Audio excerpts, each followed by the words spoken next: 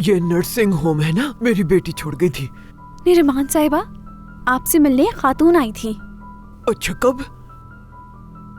बरसों पहले आपने जिन बच्चों की तब्दीली की थी, वो उस बारे में बात करने आई थी। ओह, बड़ी बदनसीब है वो औरत। क्यों अपने बेटे को ढूंढ रही है वो? क्या आपने लड़का देकर उसके बदले लड़की ली थी, ऐसा ही है? ऐसा ही है।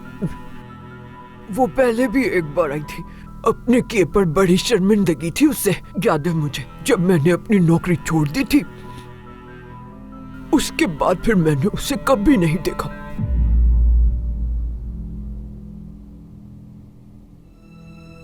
क्या आप जानती हैं कि वो कहाँ रहती है? पाशाबाशी में रहती है वो।